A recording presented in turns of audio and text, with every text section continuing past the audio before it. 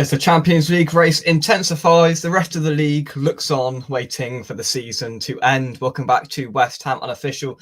I hope you are all well, and thank you very much indeed for joining us on tonight's Premier League Roundup show. Sean joins me. How are you, mate? Not bad at all, mate. Nice chilled Sunday. Jolly good. Jolly good. Josh's sister's birthday party tonight. She's otherwise engaged with other events. Honestly, can't get the staff nowadays. Never here, right? Never puts in the hard yards. I mean, serious contract negotiations are going to have to be. He's not interested now. Villa's season's falling apart. Exactly. Out of the cup and, all the rest of it. He's not interested. Anyway, right, we're going to talk a little bit about 4 Premier League games that are up in this weekend and touch on the Championship finale that we saw yesterday and the potential teams coming up in the playoff. But first of all, we're going to start somewhere a little bit different this week at Goodison Park. The final Saturday 3 o'clock kickoff at Goodison Park. Boy, will they miss that. Everton 2, Ipswich 2. Sure, you can go 2 ways with this. Everton have just sort of, they had the big surge at the start of Moyes, and they're just reaching that bit of, levelling off now, which I expected to happen sooner rather than later. And Ipswich, a point on the board, but just not good enough. No, quick one on Ipswich. Tiny bit of comfort if they finish 3rd from bottom and they're the best of the 3 promoted sides. Yeah, they might take a bit from that. I haven't seen Ipswich play that many times this year, apart from when we played them. But I just wonder about the manager, because he's another one of these sort of young, very highly rated ones. I'm not saying he's going to leave Ipswich, but I don't know if he's been linked to other jobs at all or not. But I think I mentioned last year, one to keep an eye on. I think I might have even recommended him to your lot, did I? I think I might have mentioned it. So that's on them. With Moyes, you more or less covered what I was thinking. That's something I read as well. I know their fans, they do love David Moyes. You've been there yourself. You know the drill with him. Yeah. I seen a graph, and it was Sean Dyche's last 14 games for Everton and David Moyes' 14 games that he's had, and the record's exactly the same, believe it or not. Really? And it's 14 games, and they've only won 2 of them. Have they won 2 under Moyes? I think they've had 7 draws. Wow. I think it's 7 draws, 4 losses, 2 wins. That make about 14. I think, and that was the last 14 results that Sean Dyche got. Wow. So, you know what he's going to do. Whether he can climb them up the table in the new stadium, I don't know, or whether he's just going to tick over. I think they've got, I don't know if it's new owners, but they've got owners that have got a little bit of money.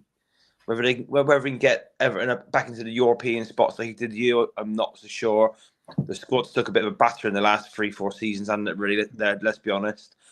And whether he can get there, well, he's only about 60, I think, and he's not as old as he looks. But whether he can get him back up, I don't know. But David Moyes is doing what David Moyes does. Do you know what I mean? He'll just tick over. You know yourself. He'll go home from that game yesterday quite happy with a 2-2 draw with the team going down. That won't faze him in the slightest. So, yeah, I think we said when Moyes with you know what you get. You're probably always going to crave something a little bit more. Maybe it's a little bit more exciting. But you give them the job, you know what you're getting, and this is what they've got. Absolutely. Larry, join us in the chat. Thank you very much indeed for joining us. At least we didn't lose today. Yeah. Well, we are on a really good run, impressive run of lost, draw. We've had that since the beginning of March. So if you're going to put your money on anything for next week, it's a loss away at Manchester United. But talking of Manchester United, we will go to the G-Tech next. Brentford 4, Manchester United 3. I want to talk about Brentford here because I noticed, again, they've scored 4 and I did a bit of research earlier. Sean, they've scored 4 or more goals in 8 games this season. Okay. And I just picked up on it because they always seem to score 4 at home. Whenever I look, they've scored 4 at home. That's 8 times this season. They've scored 4 or more. I think they've scored 4 goals 7 times. They scored 5 against Southampton. So 4 or more 8 times in 35 games. I mean, it's quite a lot, isn't it? That is impressive, yeah. And because it's Brentford, it's probably gone under the radar a little bit as well. Oh, excuse me. Yeah, I think that sums up. They do go under the radar. I think it's one of these sort of clubs. If you were asked to give a list by someone random of name all 20 Premier League clubs, they probably be one that you might get struggling around like 17, 18. It's not like a team that jumps straight to you in your mind. Did they beat Forest the other day as well? Was that them? I think they did, yeah. Was it 2-0 the other? 2-0 on like Thursday night or something, wasn't And it? that was at Forest. Was that at Forest as well, wasn't At it? Forest, yeah. Yeah, good little run. I think we've said a few times they're a little bit like a Brighton, a little bit like a Bournemouth, where they'll win a few in a row, then they'll drop a few, win a few. It looks like they're going to finish around 8th, I think, Brentford. So don't know if that gets a European spot. It doesn't quite, does it, in the league? I 8th don't. does. Well, if Palace get the FA Cup, if they win that, then they get they get a European spot. So it takes the 8th one away, I think. So currently, if Man City win the FA Cup, which they're expected to, then 8th gets you Conference League, and they're a point off 8th, which Bournemouth, who beat Arsenal yesterday, currently occupy that spot. So they're all a bit congested in there. You've got Brighton, Brentford, Fulham, and Bournemouth all within 2 points of each other, all fighting for that Conference League spot. Yeah, for clubs that size, I'd imagine the conference would actually be quite appealing. Do you know what I mean? Yeah. But I've said it before. It's just tricky in Europe now, isn't it? Like you've seen Tottenham, Man United. Like it's big. It's 2 big seasons. It's 8 group games for clubs that's like that. It stretches the squad a hell of a lot. So you've got to be careful what you wish for these teams sometimes. Absolutely. Fathead, hope you well. Evening, Jake. Looking positively unemployed. Yes, I ended my Greg's career at about 2:30 this afternoon. I did overtime today. But yes, my Greg's career has come to an end. A bit of a sad moment as I was sore off. But yes, I've had a good time. Not a bad word to say about it. And my staff discount has been revoked. It was revoked about 2 months ago, so that was part of my process of leaving because the discount was a discount 2 months ago. Sean, we got a new manager in, and he took away the discount. First thing he did, took away my 50% discount. What was the discount? 50%. 50. Yeah, it was good. Is that not standard for all Greg's shops then? 50% discount. Well, it is, but we're a franchise, so it's we were. Well, I'm not part of it now. It's like a franchise, but it's owned by the petrol station, and the manager decided to take away my discount. Well, not just mine, everyone's discount. Well, but everyone was fuming. Yeah, I was fuming because you just go in there and get about like 15 quid of a food for like 8 quid, and it was like brilliant. Or like literally a sausage roll used to cost me 70p. Sean, how about that? It's brilliant. Yeah, I know that pain. I bought 2 this morning. So Did you? There we are. Yeah. Oh well, mate. Time to move on. Absolutely. Pace energy, yeah, right. For Brentford, absolutely. Do you know what? I thought you were being sarcastic about West Ham there, but about Brentford, they do have a quality squad. They're all right, yeah.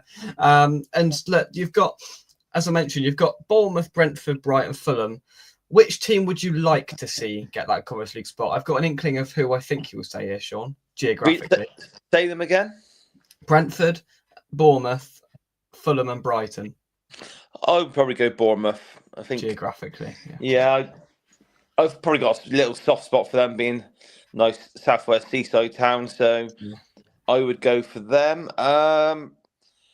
Just trying to think who might do well in it the most. Obviously, like I said, it's gonna make it tough for the squads. I think they're all probably about the same, aren't they? That's why they're all clustered in the league. So, but yeah, hopefully Bournemouth. I think like I said, Brentford go under the radar a little bit more, but I think Bournemouth will probably excite me to watch a little bit more than the others. Any word on Manchester United, Sean? I didn't see. I think did they play the same time as us today, didn't they? So I've seen the goals go in. A bit like my team. The result didn't surprise me today. They had a very good win in the week in the Europa League, and that's going to be their full focus. Obviously, they're probably through, and then it looks like they're going to be in the final, so they know what they're after. Anything I will say for next year, if I was they won't because they'll probably get carried away. But I wouldn't expect an amazing season next year. But I would expect probably top half. But I wouldn't expect them to be up there challenging. Well, if it's 5 again in the Champions League, they might scrape into that. But that's not really an amazing season for United, really, is it? Yeah, well, yeah, I think, well, I mean, they can't be down there again where they are now. You'd like to think not, so there will be an improvement. But again, playing some form of European football, if they win the Europa League, maybe it'll be a good thing for them not to win it. Of course, they'll want to win it, but to be out of it, I mean, that team in the Champions League, it could completely cripple them, to be totally honest, if they win the Europa League. So whether, obviously the pros and cons to be weighed up with that. If they're in Europe again, that leaves them stretched, or they could have full focus on the Premier League to try and rebuild themselves, because that's what they need. But when they were, I mean, listen, this was 4-1 at one point, and it didn't surprise anyone. Pulled back to 4-3 in the end, but I'm glad Brentford got it over the line and leaves themselves well within a shout of that Conference League spot. Right, let's go to us, shall we? West Ham 1, Spurs 1. Now, I didn't watch it. I've seen the goals, not a lot else. I've seen some disgruntled people on Twitter. But apart from that, not a lot else. I haven't got much to offer. So, Sean, I believe you watched it. I did watch it. I sort of joked the other day that I wouldn't go out my way to watch it, but the main reason I watched it, my lad didn't have a game today. They won their cup final yesterday, so it was a Saturday game. And I knew I was coming on there, and I hadn't seen West Ham play for about a month. And I've obviously read a lot, but I haven't seen a lot. So I thought I'd have a little look.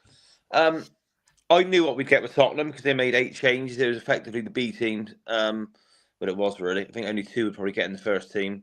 A lot of changes, disjointed. And I think I'm quite right in saying that was probably West Ham's strongest side. Bar probably is the strongest side. Maybe you'd put 1 or 2 in. I don't know. There or thereabouts.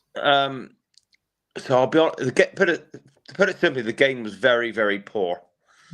It was what I'd call a nothing game. It just lacked a lot. I think it was very, very, very even. I wouldn't say any team deserved to win. Both goals come from really bad defending.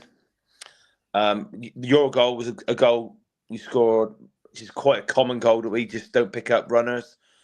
Our goal was it who made the mistake at the back for you? I can't remember. Kilman made the mistake, but I don't know what the other 2 centre-halves were doing, because Cresswell's miles up the field and Tadibo was sort of running around in circles. So it's exactly what I was telling you about on Thursday, Sean. It's the disorganisation of us in a back 5. We spoke about it on Thursday when I said, because you mentioned the whole Potter back 3, back 5 thing, and we haven't really got a clue what we're doing there, and that epitomised it completely. I watched the clip, I watched the goal, and you see, Kilman's made an awful mistake. Absolutely, he's tried 2. He's had 2 attempts to try and clear it, and he's just not got it nowhere, which is quite embarrassing. And then when you look up, there's acres of space in the middle of the box, and you're right, positionally all over the place. I've read a lot of fans seem to be already saying it's part of the right man for the job.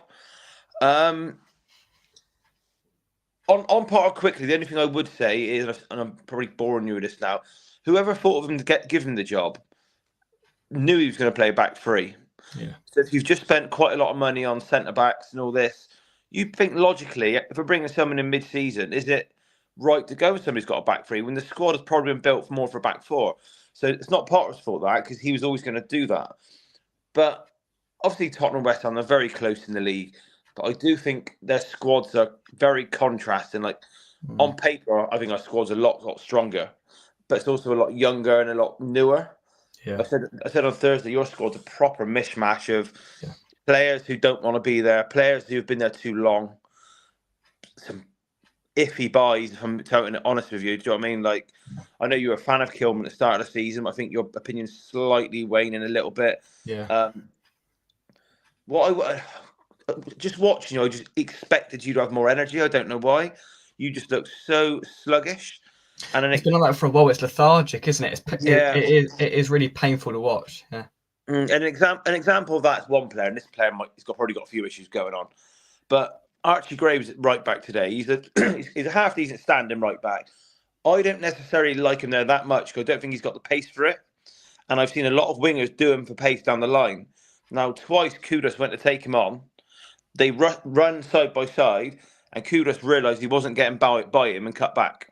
Twice I've seen that, and I thought he was a bit more of a faster, more dangerous winger than that. Whether that's a confidence issue, whether he's lost a yard of pace, a bit of weight, but he struggled to go by him, put it that way. And that surprised me a little bit. I don't know. you're one club. I'm not saying you're going to go down next year, but and I don't even know if you've got much money to spend in the summer or not. So that means you've got to shift out. Because you probably look like a club at the moment probably needs to buy a couple of centre backs, but you've Yeah. only just bought a couple of centre backs. So Well, yeah. The issue is we've spent a lot of money, and you're right in saying we spent a lot of money wrongly, right, in the last couple of transfer windows. We've bought, as you said, iffy buys at all over the gaff. I don't know how much money we've got in terms of A, FFP, because we have spent quite a lot, and B, we've heard through dribs and drabs from the club that there's not a lot we've got to sell to buy. Which, I mean, we should be selling quite a lot, but we're not getting a lot back for these players because they're really not good. no, no. And I know when you signed Fulkrug, the striker, we just watched him in the Euros, wasn't it? And Yeah. I think he scored a bit for Germany, but he looked like an old-fashioned throwback centre forward in the Euros. I think didn't Germany use him as like an impact sub in the last 10 minutes a lot? So that's what I thought when you signed him. I thought this might not be a player for the Premier League. And I know he's been in and out of injury, but he's just looked exactly what I expected him to be a little bit. Like today, he was thrown in from the start. I think I commented on your video on Facebook. Unless you play like Forest and you play him like Chris Wood, unless you're going for that style, I don't really know what else he's going to bring you. Because he is very old. He looks old-fashioned, but his styling as a striker is a proper throwback. He's not going to have quick feet. Do you know what I mean?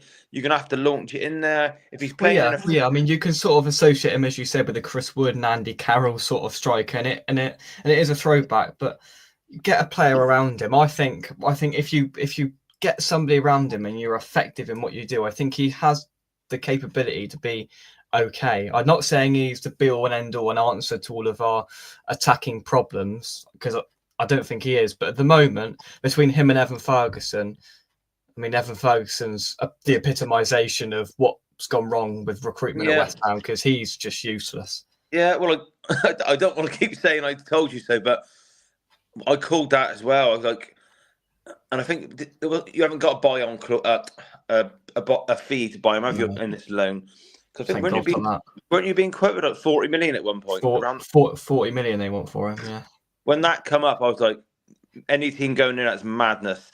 Because I think he had about 5 good games in something like a 12-game run in the team about 18 months ago. Do you know what I mean? And that was it.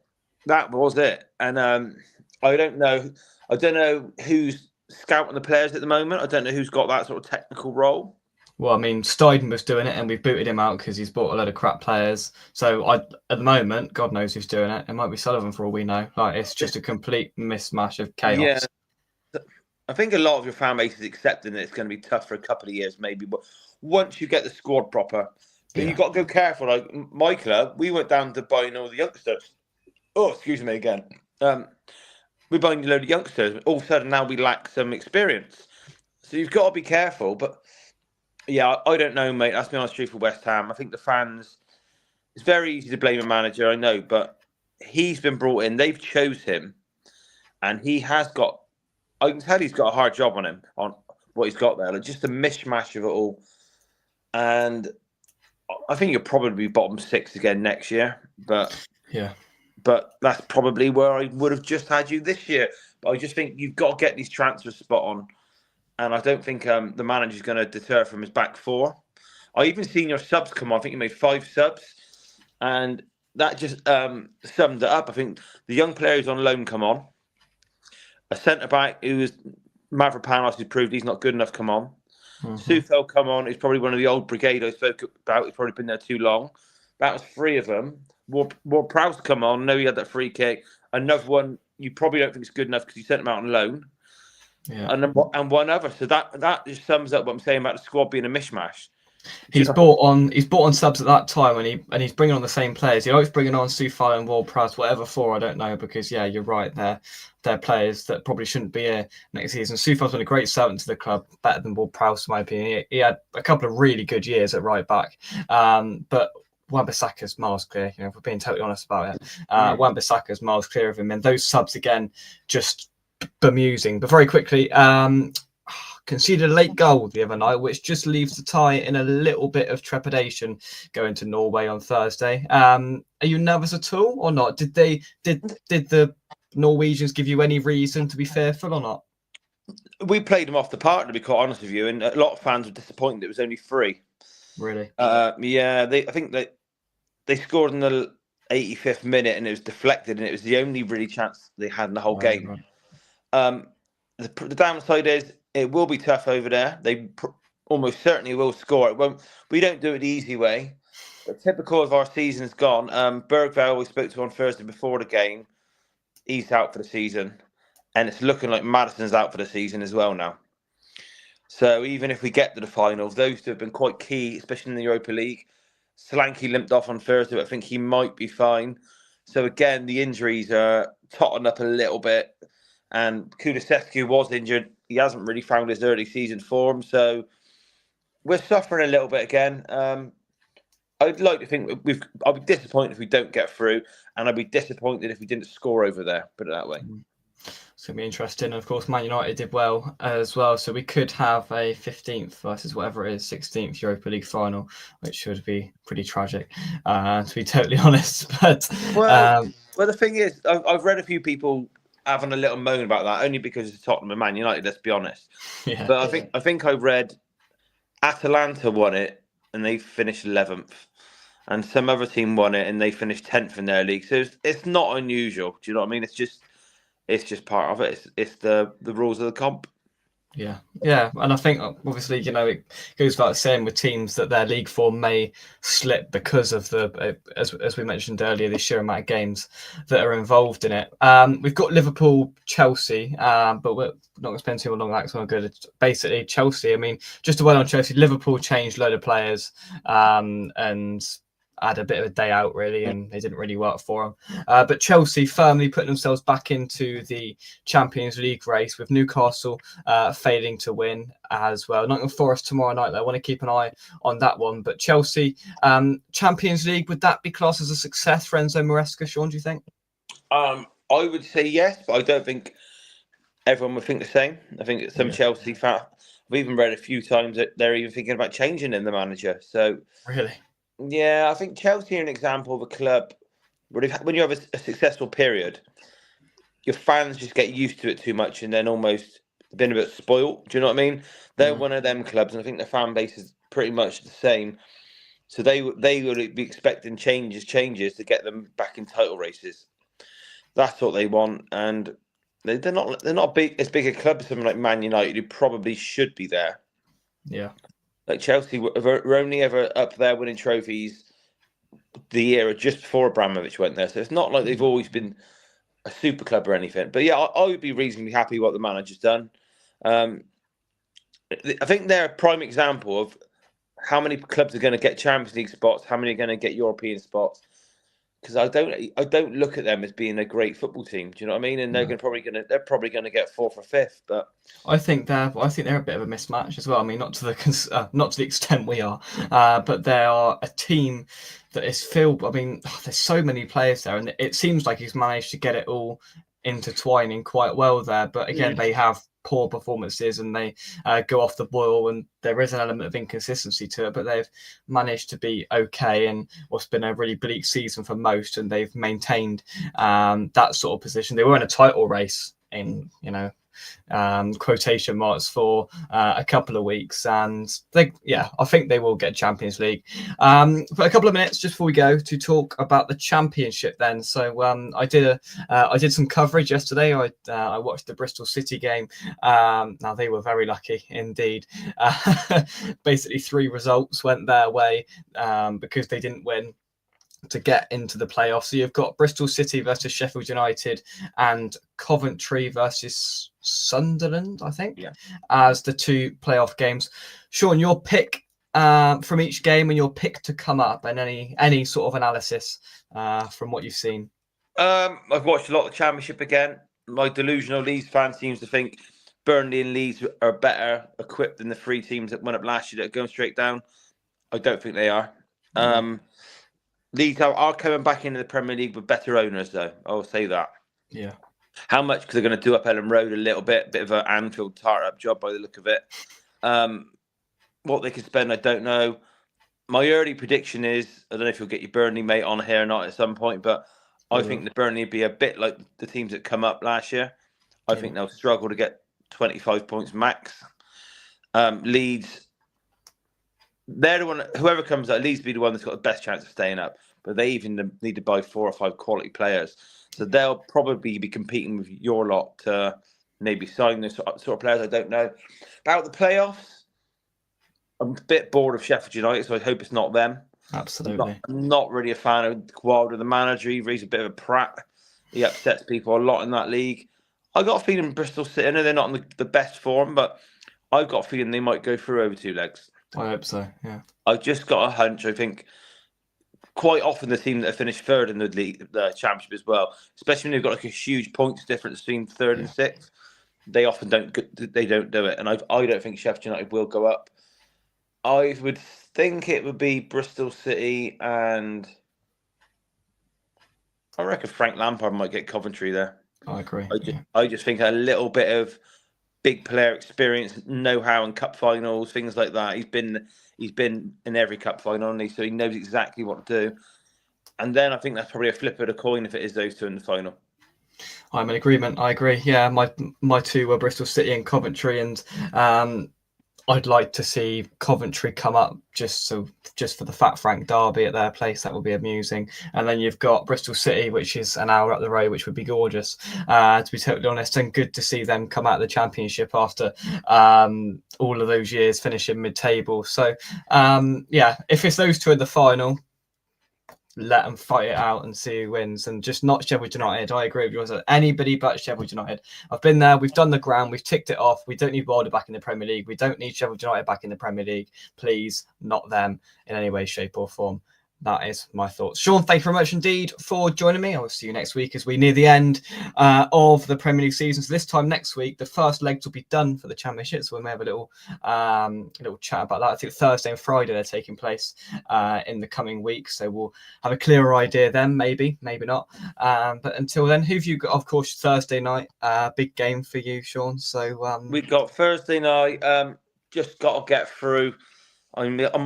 You can't help already think about the final, but even though we're not there, I'm just worried about these injuries now. Do you know what I mean? We are starting to struggle again. And then we got Palace Palace home on Sunday. So if we get knocked out, that could be a little bit interesting at home to Forest, because very interesting. Ange might not see the end of the season. Well, all of that is to come. We have Manchester United next week, where undoubtedly we'll go out there, play all right, be better than them and lose 1-0 like we do every year.